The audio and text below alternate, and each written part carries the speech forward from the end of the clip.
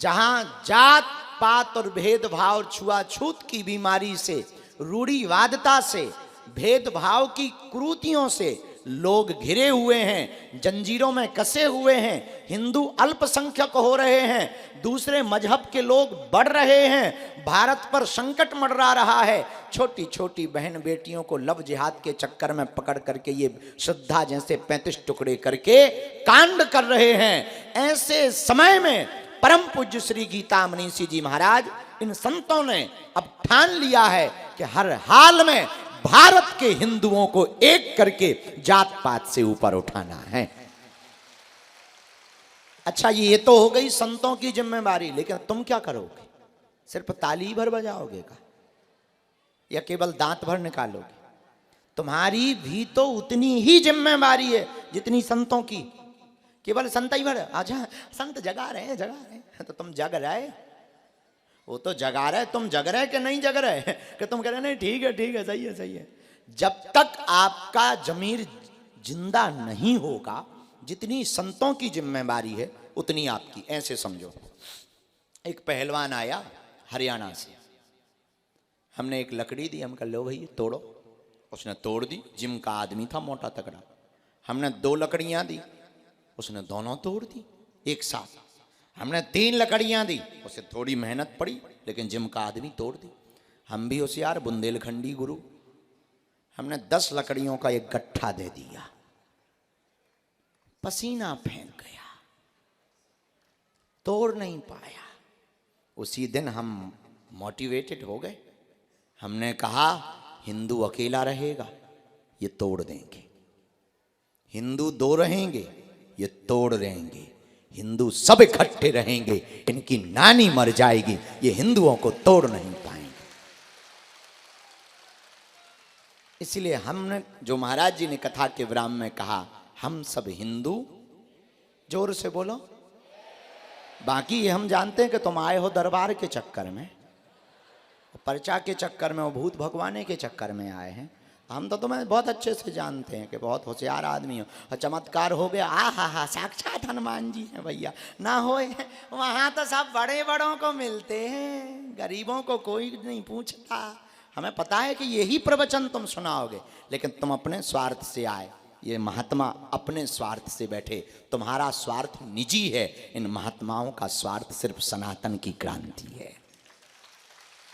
इसलिए हम सबको प्रण लेना है, हम सब हिंदू। जोर से बोलो। तो पद यात्रा में आप ना पहुंच पाओ, घर बैठकर सोशल मीडिया पर देखो, एक हनुमान चालीसा का पाठ करो। हमारा पद यात्रा का उद्देश्य ये नहीं है कि हमें पैदल चलना है, शोभा यात्रा नहीं बनाना। पद यात्रा का उद्देश्य है बिछड़े और पिछड़े लोगों को गले लगाना है। अमीरों को मंच पर बुलाया जाता है, गरीबों को सिर्फ ताली बजाने के लिए बुलवाया जाता। हमारा सपना ठीक अलग है। हम चाहते हैं कि जिस पंक्ति में अमीर बैठे वहां समाज का बिछड़ा और पिछड़ा आदमी भी आगे आकर के बैठे। और हमने लोगों को कहा भी, टीवी मीडिया पर भी कहा कि भारत सरकार को 2 जातियां बनानी चाहिए, एक अमीर की, एक गरीब की। देश के विकास के लिए बहुत जरूरी है। इसलिए अब हम लोगों को जात पात से ऊपर उठना है, सामाजिक समरसता, एकात्म यात्रा, हमको एक होना है, नेक होना है।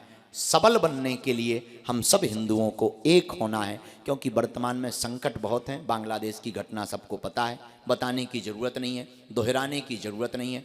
बस ये बात है कि तुम लोगों को तब जागृति आती है जब तुम्हारे घर पे हमले होते हैं। जब तक पड़ोस में होते हैं तो तब तक तुम मजा लेते हैं, बाबा जी के घर पे गिर गया हमारा।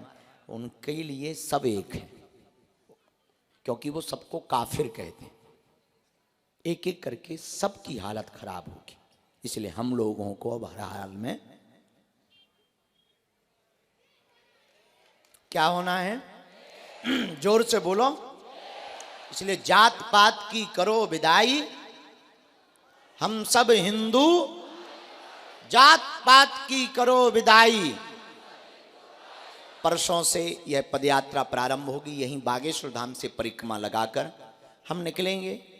हमारा उद्देश्य भीड़ को जुटाना भी नहीं, सिर्फ आपको जगाना है। आप जागोगे आपका भला। सब संत कृपा कर रहे हैं। दूसरी बात, पूज्य श्री जगत गुरु भगवान पूज्य गुरुदेव से प्रार्थना की थी, परंतु हमें लगता अवस्था बहुत उस पर है, थोड़ा सा स्वास्थ्य भी ऊपर नीचे गुरुजी का हो जाता है और समुदाय यहाँ ज़्यादा होगा तो कोशिश करेंगे, पर हम तो प्रार्थना करेंगे कि गुरुजी वहीं से आशीर्वाद दे दें। बाकी सब संत भी पहुँच रहे हैं इस पदयात्रा के मध्य में। आपको भी एक आध दिन का टाइम मिले तो पहुँचें। अब अगले साल के लिए हम लोग यहीं से महाराज जी से प्रार्थना करें कि फिर से 5 दिन गीता में हनुमान की चर्चा आपके मुखारविंद से बालाजी को सुनाई जावे।